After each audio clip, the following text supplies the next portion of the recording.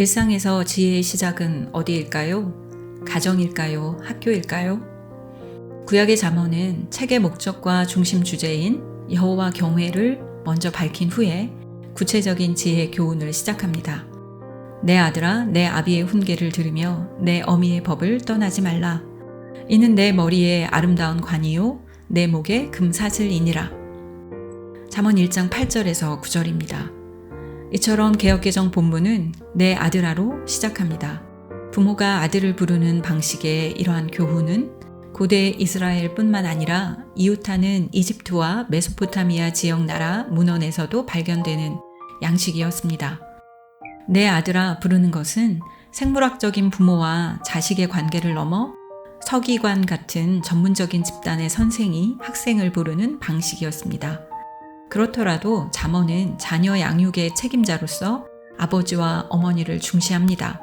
그래서 부모의 가르침을 받는 1차적인 대상을 아들로 호명하고 있지만 이 부름은 잠언을 읽는 모든 신앙의 독자를 향해 있습니다.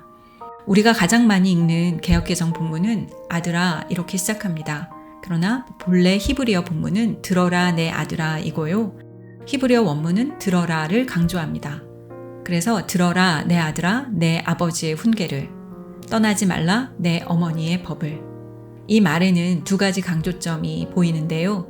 첫째는 들음의 중요성입니다. 둘째는 아버지와 어머니로부터 시작되는 가정교육의 중요성입니다. 지혜의 수원지가 부모라는 뜻이 포함되었습니다. 사람이 출생해서 가장 먼저 만나는 인생의 선생은 아버지와 어머니입니다.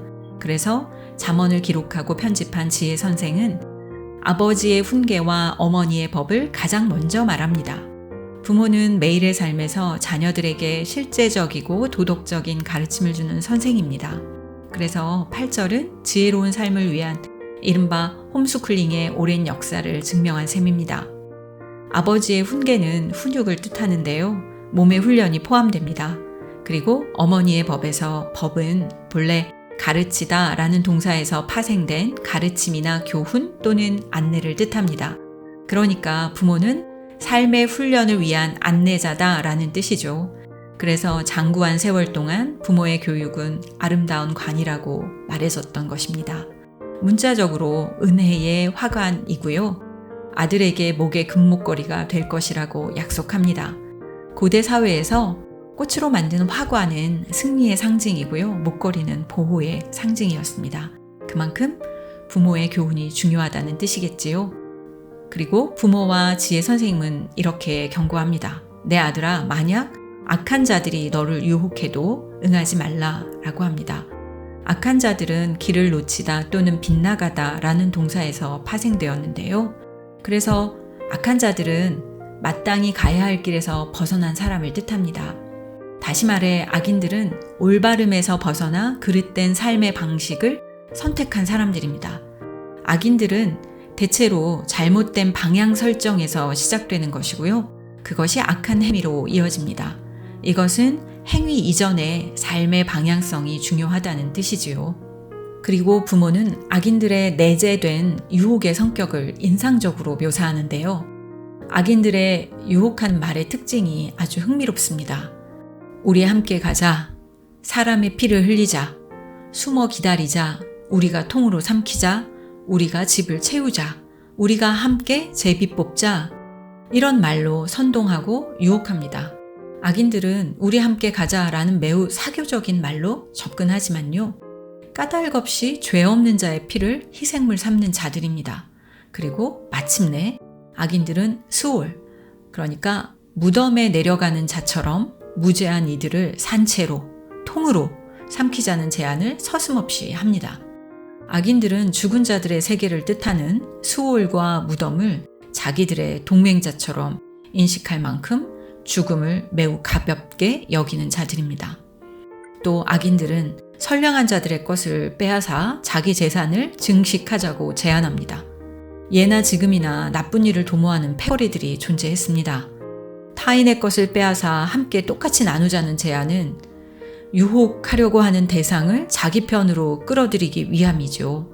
더군다나 그들은 우리 사이에 돈주머니는 하나만 두자, 이런 식의 말로 마치 공정한 것처럼 사람을 속입니다. 이것은 악인들의 그럴듯한 유혹의 성격을 드러낸 것입니다. 악인들은 에덴 동산의 뱀처럼 완전한 거짓말을 하지 않습니다. 진실과 거짓을 뒤섞습니다. 에덴 동산의 뱀의 교활함처럼 말이죠. 약삭 빠르고 노련합니다. 그래서 그들과 함께 길을 걷지 말라고 지혜 선생과 부모들은 교훈합니다. 길은 지금 내가 어디에 있는가, 삶의 방향이 올바르게 정해져 있는가를 성찰하라는 뜻에서 자주 사용되는 삶의 은유입니다. 그래서 내 발을 그들의 길에서 들여놓지 말라고 조언하는 것이죠. 악인들의 행로에 휘말리지 말라는 뜻입니다. 여기엔 분명한 은유가 있는데요. 왜냐하면 그들의 발은 악으로 달려가며 피 흘리는 일에 신속하기 때문입니다. 끝내 드러날 악인들의 폭력성 때문입니다. 또 악인들의 음침한 계획은 마치 새들이 보는 앞에서 덫을 펼쳐놓는 것처럼 헛수고로 끝날 것이기 때문이라고 말합니다. 이뿐만 아니라 비밀리에 음모를 꾸미는 악인들은요, 끝내 예기치 않은 생명의 위협을 피할 수 없게 될 것이라고 말합니다. 그러니까 악인들은 자기 꾀에 자기가 넘어진다는 뜻이겠지요. 마지막으로 불이한 이득을 탐하지 말라고 경고하는데요. 폭력이나 공정하지 못한 방식으로 이득을 챙긴 모든 자의 길은 끝내 자기의 생명을 빼앗기게 된다, 이렇게 말합니다. 개역개정 본문에서 이익을 탐하는 모든 자라고 하는 이 뜻은 불법과 폭력으로 이득을 획득하려는 모든 자입니다. 잠언을 기록하고 편집한 지혜 선생은 불법적으로 이득을 취하는 자들은 생명을 잃게 될 것이다 라고 말합니다. 이처럼 악으로 인한 자기 파멸의 보응 원칙은 잠언 전체를 관통하는 주제입니다. 고대로부터 지금까지 불법적인 수단으로 이득을 취하려고 하는 자들의 역사는 아주 길고 깁니다. 그러나 타인의 이득을 빼앗으려는 불의한 모든 악행은 자기 파멸의 길에서 생명까지 잃게 될 것이다 라고 경고합니다. 구약의 지혜를 대표하는 잠언은 일관되게 질서 있고 거룩한 삶을 위해 악인들의 유혹에 휘말리지 않도록 생생하게 교훈합니다.